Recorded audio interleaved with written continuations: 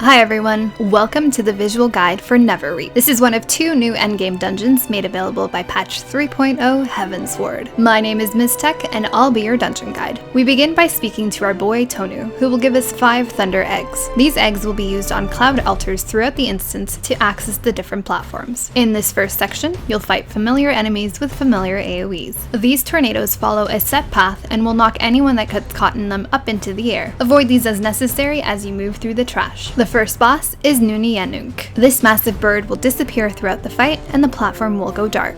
Watch out for any AoEs he'll throw out. The longer the group stays in this phase, the more damage they'll take. Players will have to run around the platform until they find Nuni's shadow. You'll need to be pretty close to find him. Once the shadow is killed, the platform will return to normal and Nuni will reappear. Throughout these 2 phases, adds will spawn that should be destroyed as soon as possible. Similar to Garuda's feathers, these will explode after a certain amount of time and place vulnerability debuffs on everyone.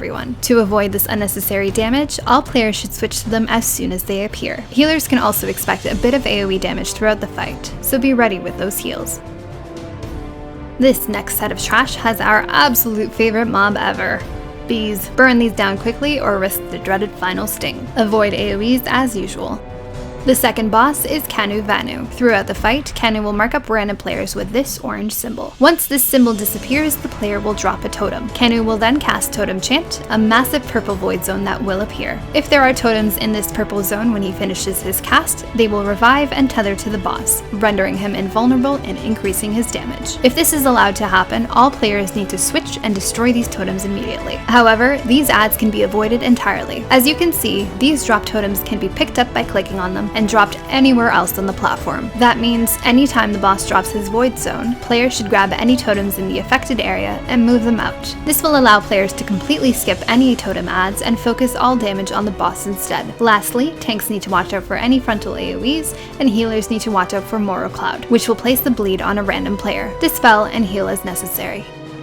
This last section has water pillars that should obviously be avoided. Watch out for the usual AoEs, and if the tank pulls a lot, be careful for any of the vuln debuffs on the group that will require lots of healing. The last boss is Wakion. As you'll notice, the platform drops off into the abyss, and I would strongly recommend not falling off. Throughout the fight, Wakion will mark up a random player with this target. After a short time, a divine mist will drop down on that player, doing a small amount of damage. This should be destroyed immediately. Wakion will spawn a number of adds and gain a shield of wind, becoming invulnerable to damage. He will meander around the platform, damaging anything in his path. The group will need to destroy each add for the boss to lose his shield. If you see him coming at you, be sure to get away from him to avoid excess damage. When the last wind add is killed, Wakion will begin to cast a massive AoE knockback from wherever he is on the platform. To avoid getting punted off the platform, all players must run into melee range and ensure that they're knocked back towards the center of the room. After this, tornadoes will spawn around the room, knocking up anyone that gets caught in them. You'll be dealing with these throughout the fight, so avoid them as necessary. These mechanics will then repeat until the boss is down.